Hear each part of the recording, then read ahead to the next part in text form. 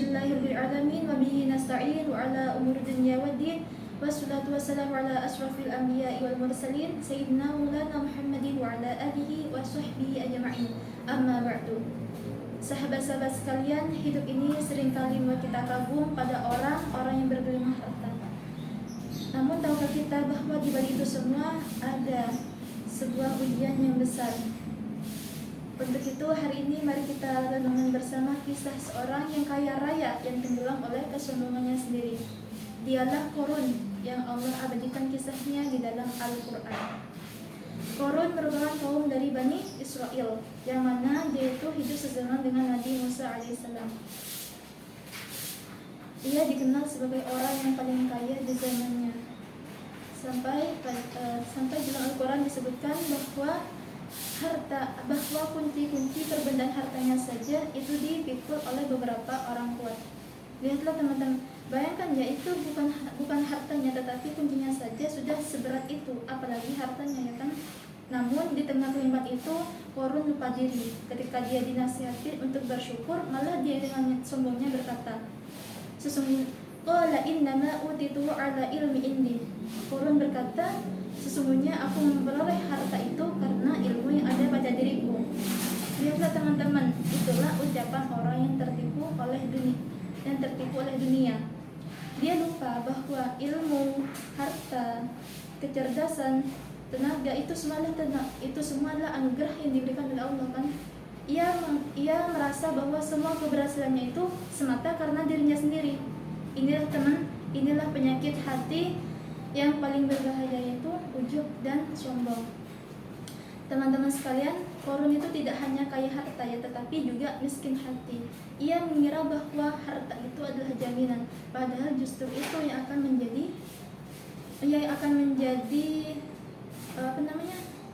awal dari kehancurannya itu. Sampai akhirnya Allah itu menunjukkan kekuasaannya ketika Qarun menampakkan hartanya di depan kaumnya dengan memakai pakaian yang megah dan dipenuhi dengan perhiasan. Maka bumi diperintahkan oleh Allah untuk menelannya. Dalam sekejap Qarun beserta seluruh hartanya tenggelam ke dalam bumi. Tak ada seorang pun yang dapat menolongnya. Allah berfirman dalam Quran surat Al-Qasas ayat 81 yang berbunyi, فَخَسَفْنَا بِهِ وَبِدَارِهِ الْأَرْضَ فَمَا كَانَ لَهُ مِنْ فِئَةٍ يَنْصُرُونَهُ مِنْ دُونِ اللَّهِ وَمَا كَانَ مِنَ الْمُنْتَصِرِينَ. Yang artinya maka kami benamkanlah Qarun beserta rumahnya ke dalam bumi, maka tak ada seorang pun yang dapat menolongnya. Maka tidak ada seorang pun yang dapat menolongnya terhadap Allah, dan dia tidak termasuk dalam golongan orang-orang yang dapat membela diri.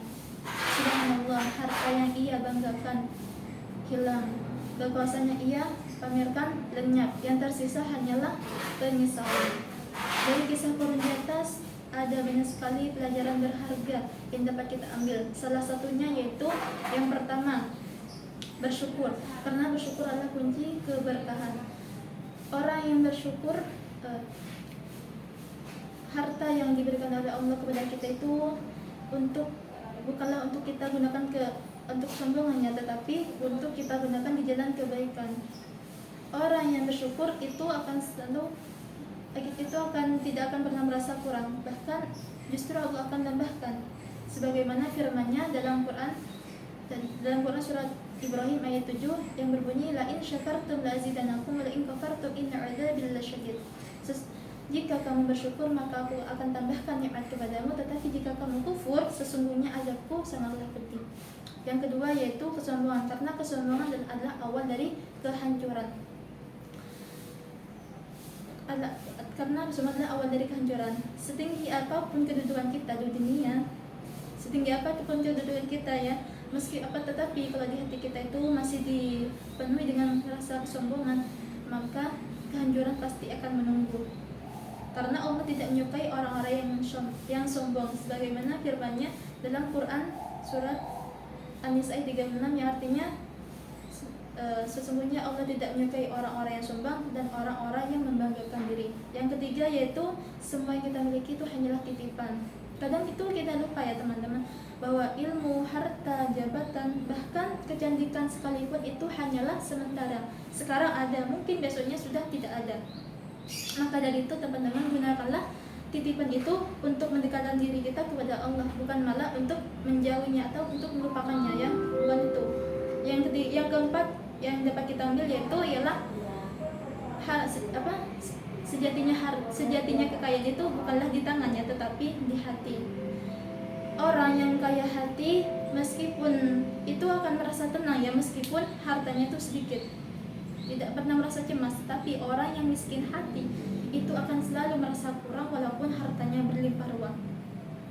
Yang kelima, yang terakhir yaitu ialah harta yang berkah adalah yang bermanfaat. Seperti halnya kisah Korun tadi, Korun itu kaya tetapi tidak bermanfaat. Hartanya hanya ia gunakan untuk kesombongan, bukan untuk menolong sesama. Bayangkan teman-teman, kalau dia mau menolong sesama, mungkin namanya sudah kita kenal sebagai orang yang dermawan, bukan malah dikenal sebagai orang yang tertelan oleh kesombongannya sendiri. Maka dari itu teman-teman,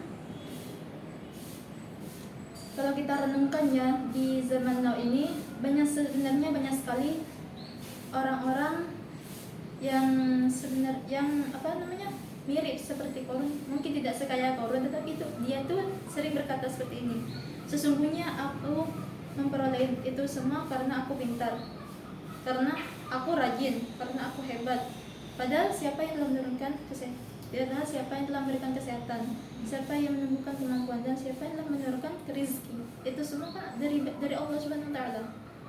Maka dari itu teman-teman, kisah Korun ini bukanlah hanya sekedar sejarah ya, tetapi untuk menjadi cerminan bagi jiwa kita hari ini.